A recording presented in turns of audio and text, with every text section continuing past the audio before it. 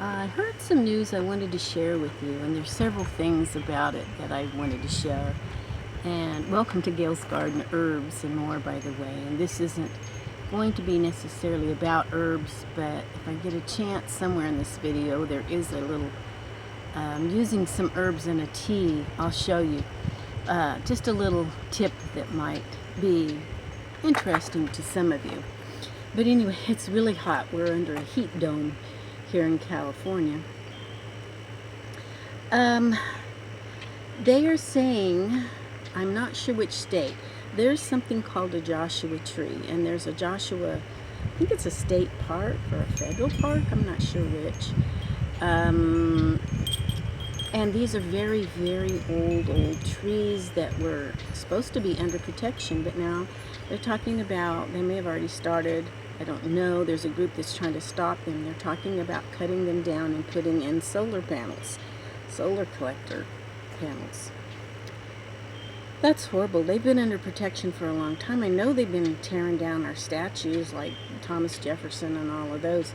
You know, they try to get rid of the past so you don't, anything that might remind you of the past, so that you don't have any roots, that you're a little easier to control.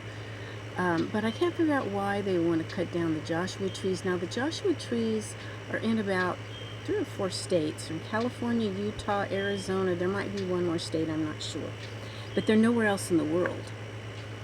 Okay, so that's, kind of concerning if they want to cut them down. I'm not sure which state they're planning on putting the solar panels. It's probably California, more than likely. And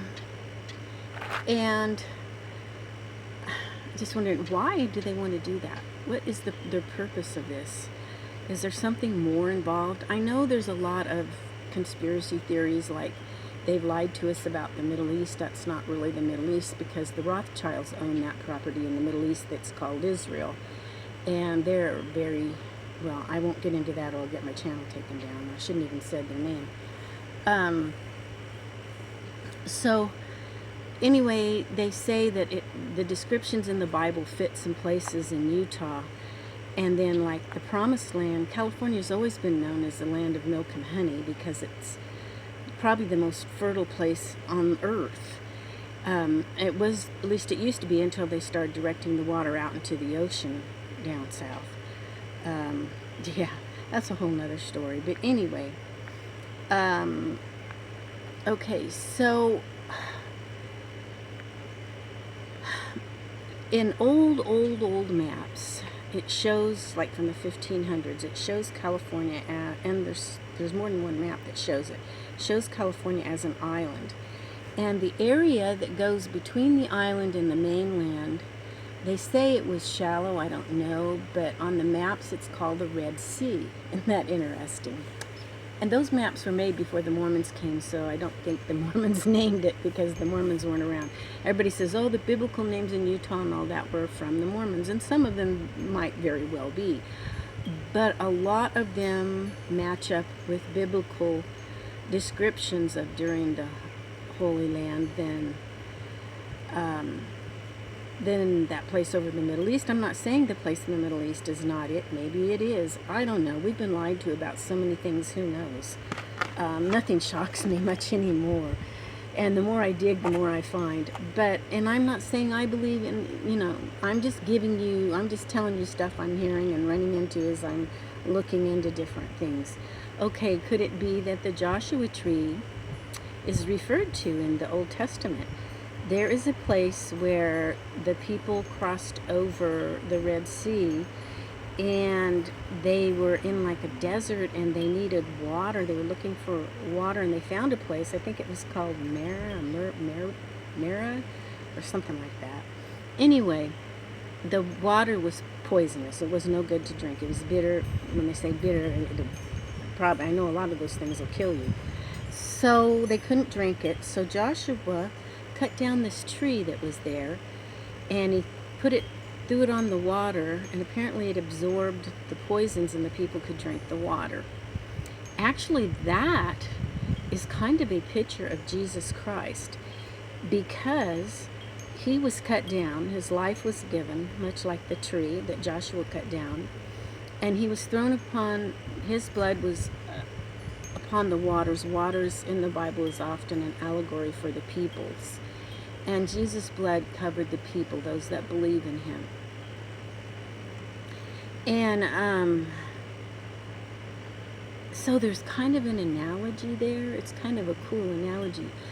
But the point that I wanted to say, could that have been this Joshua tree? Is that why they named them Joshua trees? Nobody really knows. There's several different variations of how they think it might have got the name. Like they say maybe the Mormons named it that because its branches pointed the way one place. Another one says its branches pointed up like Joshua holding his arms up in battle and this and that.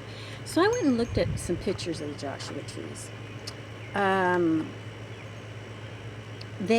It's like a little trunk that goes up and some arms, and then there's these little tufts that come out that are they have those little pointed things like the white flower, and there's those that grow on the ground that's just a plant, but these are the Joshua trees actually looks like a little trees.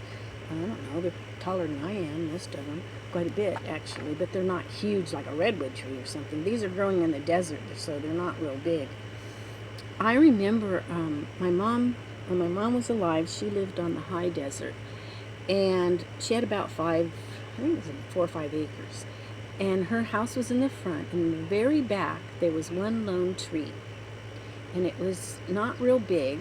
It wasn't a Joshua tree, I don't think. It was some sort of I don't know what it was called. I don't want to give you the wrong information. Anyway, it was protected by the government. When Mom bought the property, they told her she could never cut that tree down because it was protected by the government because it's such an old tree. Well, Joshua trees are very old as well. Why are they wanting to cut them down?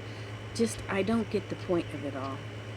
So, yeah, I just wanted to share that little tidbit with you. I know there's a group trying to stop them. I haven't heard. I don't know if they got it stopped or if they're still cutting them down. Maybe they think they'll cut them down in one state because there's still some in other states. But if they keep going, pretty soon they'll sneak in the others and cut those down too. I know how. Give them an inch, they take a mile. But I am just wondering why. There's got to be a point to this. Used to be, even the left supposedly wanted to protect our ecology, but that's not so at all anymore because, well, there's all kinds of things that's messing up our